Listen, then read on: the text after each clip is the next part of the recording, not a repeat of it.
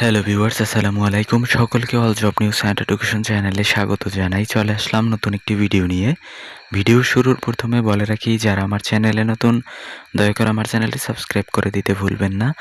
যারা ইতিমধ্যে দিয়েছেন তাদেরকে জানাই অসংখ্য ধন্যবাদ। আজকে ভিডিওর বিষয় হচ্ছে ১৯তম শিক্ষক নিবন্ধন সার্কুলার নিয়ে আপডেট দেব আজকের ভিডিওতে। তো আপনারা ইতিমধ্যে জেনেছেন যে নিবন্ধন পরীক্ষা কিন্তু এখন পর্যন্ত সার্কুলার আসেনি। তো কবে নাগাদ আসবে এটা কিন্তু দেখেন ২০ তারিখের ভিতরে প্রকাশ হওয়ার সম্ভাবনা রয়েছে।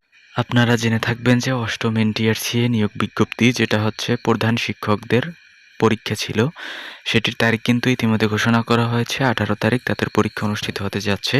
তো যখন এই ১৮ তারিখের পরীক্ষাটি শেষ হয়ে যাবে তখনই কিন্তু ১৯তম সার্কুলারটি আসার সম্ভাবনা 100% রয়েছে। তো আমরা একবার বলছিলাম যে হচ্ছে এপ্রিল মাসে সম্ভাবনা নেই, কিন্তু এর পূর্বের ভিডিওতেও কিন্তু বলেছিলাম যে এপ্রিল মাসের শেষ সপ্তাহে এটি প্রকাশের সম্ভাবনা রয়েছে। তো বলা যেতে পারে যে ২০ তারিখের ভিতরেই কিন্তু এটি প্রকাশ হবার সম্ভাবনা রয়েছে।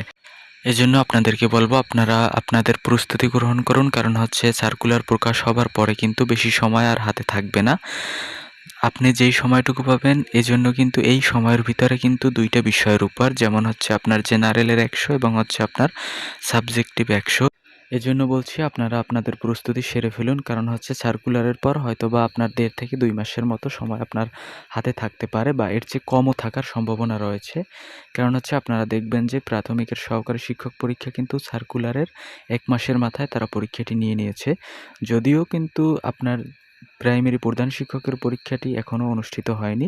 কারণ হচ্ছে এটা হচ্ছে পিএসসির আন্ডারে ছিল এবং বিসিএস এর পরীক্ষা ছিল, লিখিত পরীক্ষা। এজন্য কিন্তু সব মিলিয়ে কিন্তু নেয়ার সময় হয়নি। তো সুতরাং বলা যেতে পারে এনটিআরসি কিন্তু আর দেরি করবে না, সার্কুলার হবার কিছুদিনের মধ্যেই কিন্তু আপনাদের পরীক্ষায় বসতে হবে।